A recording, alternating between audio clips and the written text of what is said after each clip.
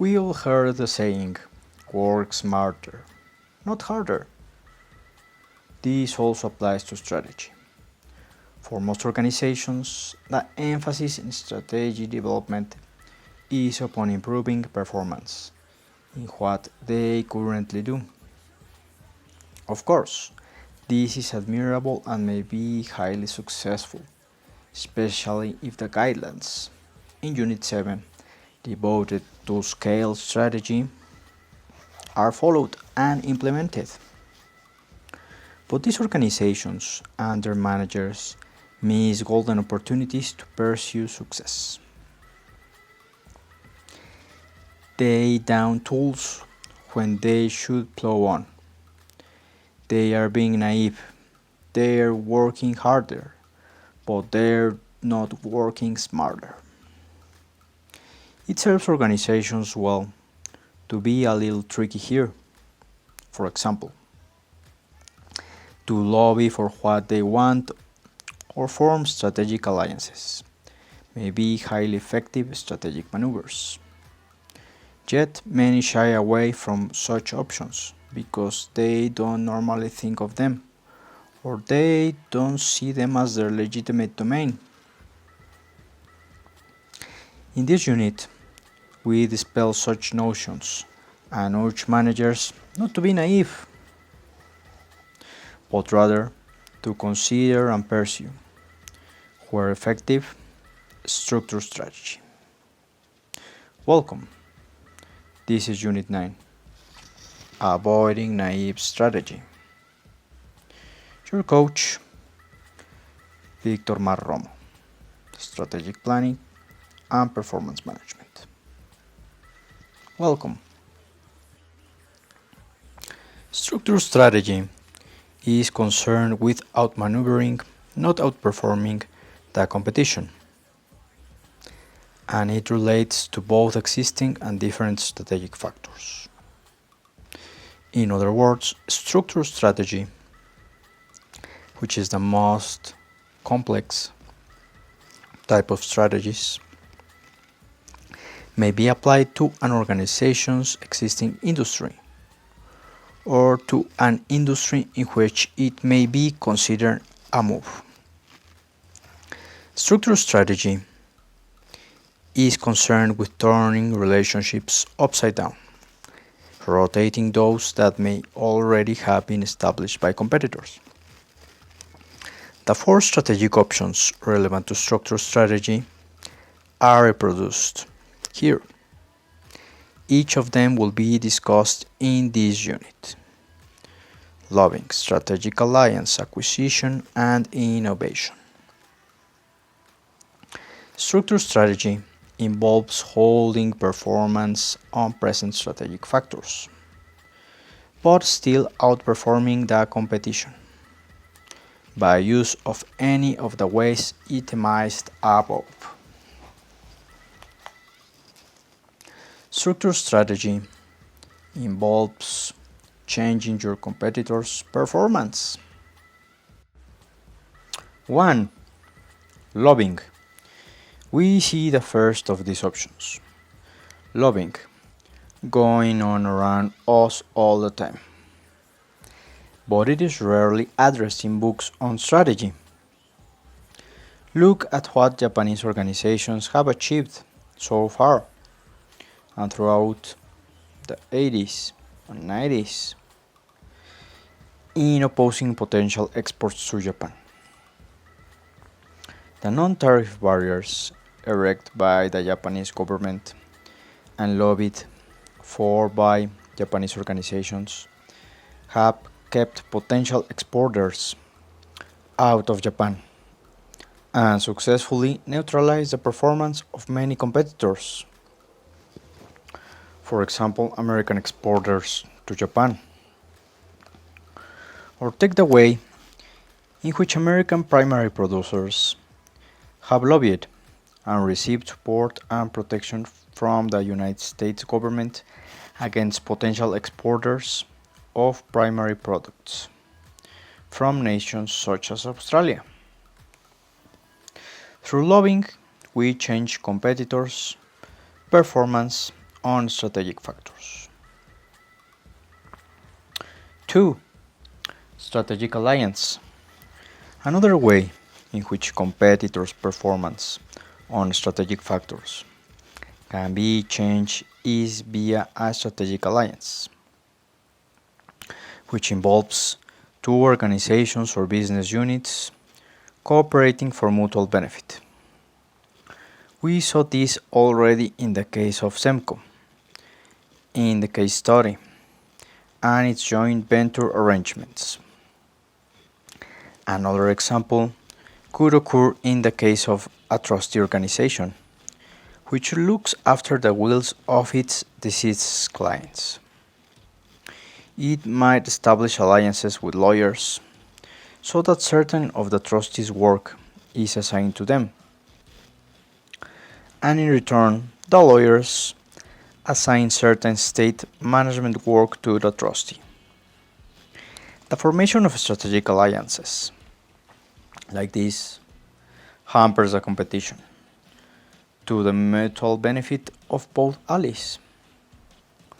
Strategic alliances usually involve the combining of complementary strengths.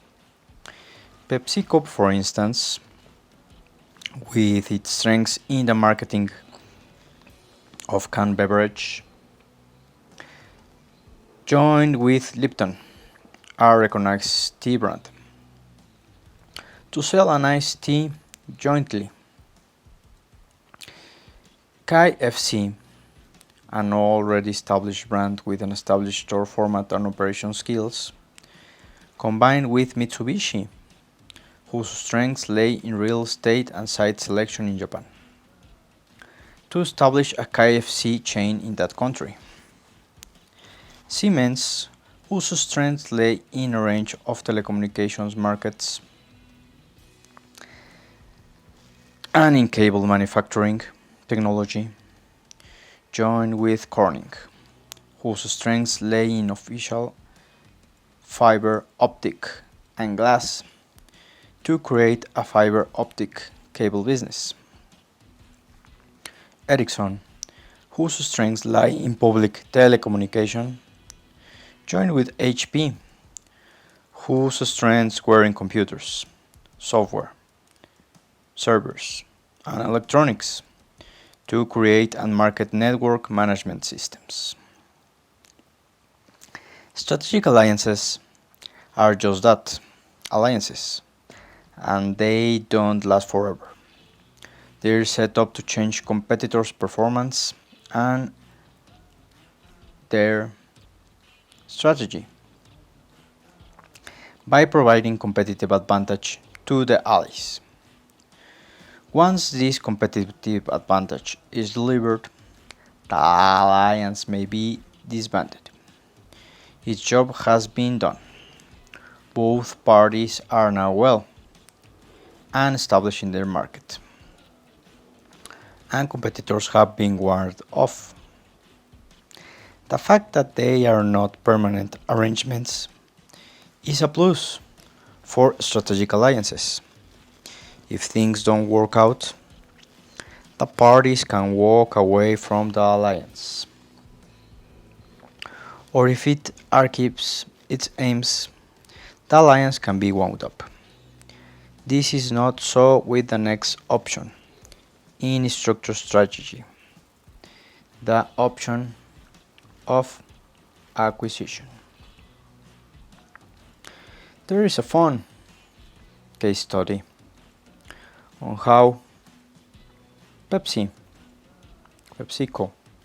in one of its producing plants, bottling plants, make some strategic alliance with Microsoft Power Apps, so they can deliver things like an app for the truckers, so they can know where is their truck parked in a sea of trucks parked. That is a simple example, but with a good strategic alliance like that, things can be more efficient, and they can enhance strategic factors. 3. Acquisition. A further way by which organizations or business units change competitors' performance on strategic factors is through acquisition. An organization may acquire its supplier or one of the intermediate buyers in its distribution chain, or one of its competitors. In each case, acquisition leads to a change in competitors' performance. Acquisition may also operate to change industry structure, rivalry among existing firms, and the bargaining power of buyers and suppliers may be altered fundamentally by an acquisition. There is now less need for the acquiring company to change, especially to change performance on strategic factors. Competition from a business can be just eliminated by simply acquiring the business. The need to improve performance is then dramatically lessened. And if the acquired company were the only competitor in the industry, the acquirer now becomes a monopoly for the industry customers. At this point, the need to improve performance on strategic factors for customers almost disappears. But this is just an extreme case. So, acquisition changes the performance of competitors on strategic factors by changing industry structure. Let's now look at two detailed examples of acquisition aimed at changing the performance of competitors on strategic factors, and hence the acquirer competitive position. The readings will be on Daimler Chrysler and on Roche. Please read throughout them and write your notes in the box below or in the comment section. Now, let's turn our attention to the fourth strategic option under structured strategy, which is innovation. And this is a very important one. Very important in an era of digitalization and e-commerce.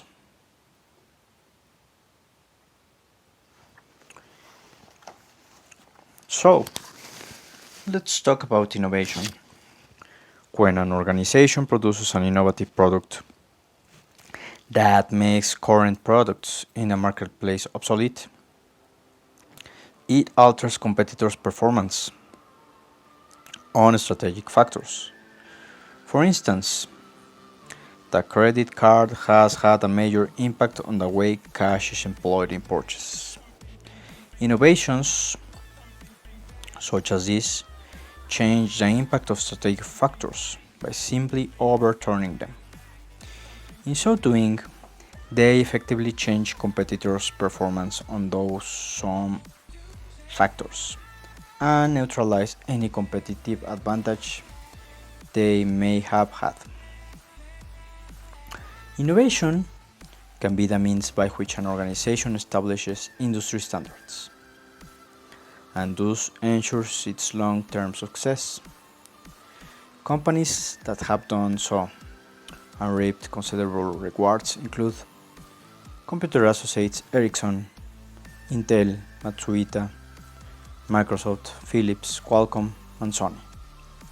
And nowadays, the famous startups like Airbnb, which started like little startups, Airbnb, Amazon, Uber, etc. These organizations all operate in industries where technological standards are important: consumer electronics, computer hardware and software, and telecommunications, and in the service industry, like big hotel brands or big or big retailers like Walmart, JCPenney, Macy's.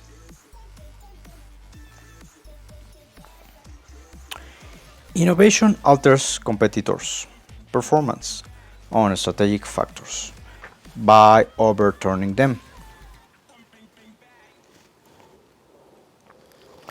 Overturning strategic factors in an industry doesn't have to occur as a result of technological change. However, it can also occur through a change of thinking and reconsideration of who the customers are in an industry. Let's point the case of Bright Horizons. Scale, scope, and structure combined. This next section provides an illustration of scale, scope, and structure strategy for the customers of Reliance Trusty. This is not the real name, but the example serves to illustrate how one organization uses the whole range of strategic options and covered in this and the previous units. Sequencing strategy development. There are two aspects to sequencing strategy development. The first is by key stakeholder. In other words, should you start with employees, with customers, with owners, with suppliers, and so on? The second aspect involves the development of scale, scope, and structure strategy for each of your key stakeholders. Should you develop scale strategy before scope and structure or vice versa? Sequencing by key stakeholder. In the initial development of strategy, you need to focus on those key stakeholders who primarily influence the product or service of your organization or business unit. For example, a service organization, such as a bank, needs to focus initially on its customers and develop competitive advantage for them. Once this has been completed, the bank can then move on to consider the development of strategy for other key stakeholders. It would be so foolish to start with its employees if it had not first developed the strategy for its customers. For example, suppose a certain level of customer service and product range is seen as a key to obtaining competitive advantage. Not until that decision has been made and that position taken is the bank able to identify the skills it needs from employees. Certain employees may need to be attracted to the organization and others let go. The development of strategy for customers may also impact on strategy development for suppliers. Having decided its position on customer service and product range, the bank may require a different relationship with its suppliers, perhaps a closer one,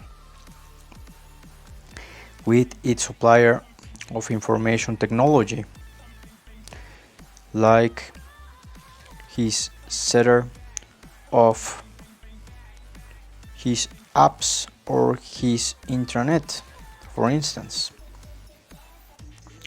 Strategy needs to be developed for the bank's owners. But again, in the light of what was formulated for customers. Owners hold expectations, and the bank needs to operate on relevant strategic factors to improve its competitiveness in owners' eyes. But it can only meet these expectations of dividends and capital growth if it is successful with its customers. That is the famous phrase of customers come first. But here we speak and think and reflect in a strategic development way.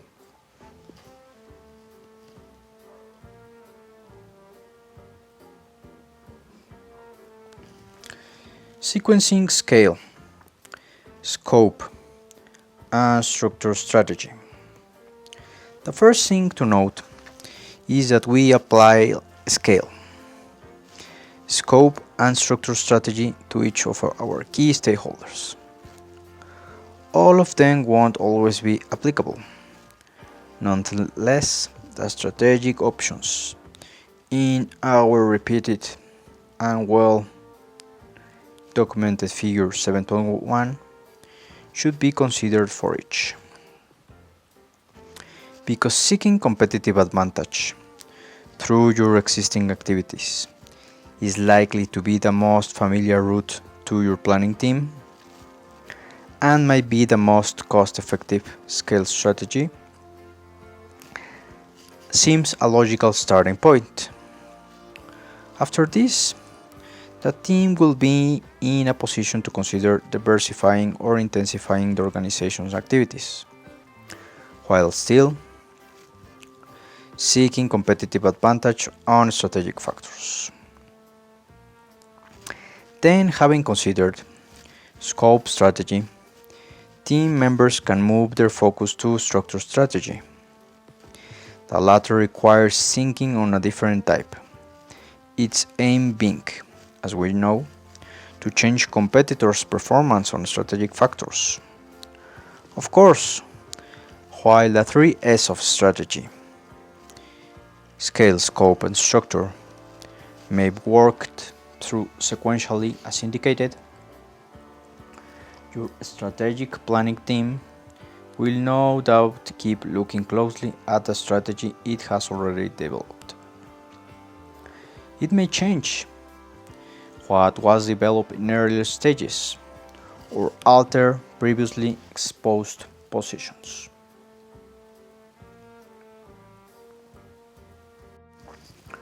So, let's wrap up. Let's recapitulate. An integrated approach. Units 7, 8, and 9 have provided an integrated approach. In these units, we pulled together the 6 strategic options and divided them into scale, scope, and structure strategy, the 3S of strategy. Improve performance in present industry. Diversify, intensify across industries. Lobby rule makers and change industry rules.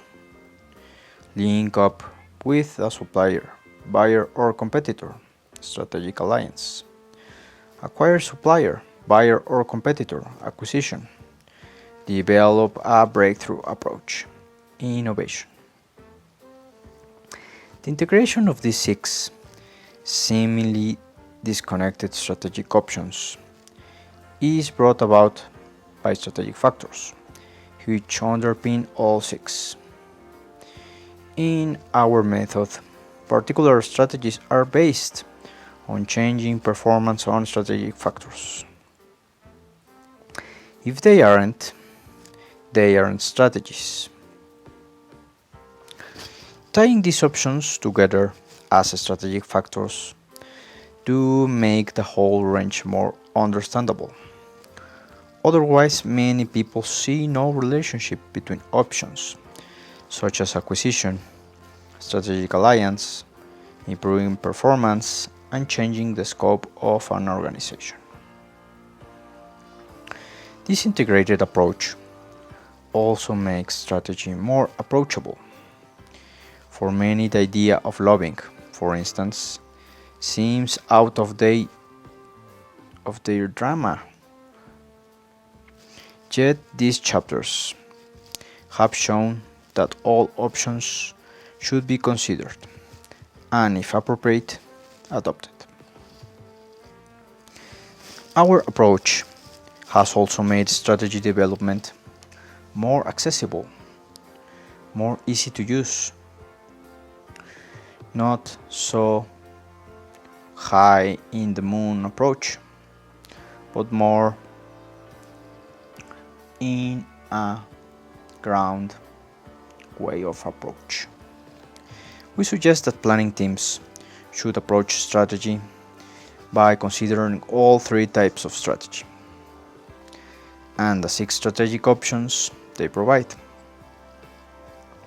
Everyone on a planning team can now think this way and develop specific strategies based on strategic factors. So, our integrated approach makes strategy development more understandable, approachable, and accessible.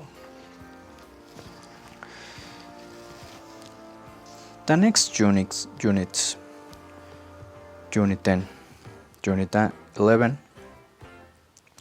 are about tracking strategy in real time. They are an action approach. We will not cover these units in this crash course. This crash course, I only wanted to cover the very theoretical and principal fundamentals of strategic planning. These units can be tracked and can be measured in a SharePoint internet system of your organization. Also, you can develop some applications or like smart apps to track all the things we covered in this course, like key stakeholders, strategic factors, objective setting, behavioral outcomes, KPIs, the 3 S's of strategy, and so much more. Please, what do you think about this approach to strategy? Do you think it's a better way? Do you like more the old way of strategic management? Please let me know in the comment section. Be sure to take some notes. I will be asking them in order to move from unit to unit in our Talent LMS website system. So I can see that you made a little effort in taking some notes in the readings and in the unit by itself. So, please, if you like to learn more about strategic planning, performance management, in writing a strategic plan, in implementing a strategic plan, in tracking a strategic plan, in forming and making the planning team to learn all these concepts, please let me know. There are a lot of faults in development strategy. I can bring some remedies. Managers need to be instructed on the concept of strategy and competitive advantage. An action plan is the tool that triggers the implementation of strategy. Put aside financial considerations in the early stages of the planning process, because they are not important at this stage of the process. And very, very, very important. Remember, Strategy without action is very death. So, we have been doing the following: identifying key stakeholders, identifying strategic factors for key stakeholders, assess performance on strategic factors, set targets on objectives, developing strategy to achieve targets, setting targets on strategic factors, and writing a strategic plan. I like to end this course by drawing you back to the results of employing strategic factors. Please take a note of them. Connecting strategic analysis and strategy formulation, defining competitive advantage, conducting competitive assessments and assessing competitive advantage, establishing clear and quantified objectives, writing clear and focused strategy, which is where I can help, developing strategy for all key stakeholders, developing strategy for non-profit organizations as well, and also for business units, like for example HR, learning and development, defining value, defining differentiation and positioning, developing strategy for lobbying, acquisitions, strategic alliances, and innovation, relating strategy formulation and performance measurement, developing key performance indicators. Once strategic factors are clearly identified, sharp and clear and focused strategy can be developed. Once clients think of their performance from a stakeholder point of view, they redefine itself. Please, every time I say this in an interview with a potential client, he or she always nods, but because they are very focused in the operational aspect, the inside out aspect of their organization or their business unit, not the outside in approach that we have covered in this crash course. Let's work together. Let me help you so we can develop good strategic plans. One essential point is in KPIs. There is a method of planning and mapping intertwined KPIs and stakeholder. This approach is very useful for tracking your strategic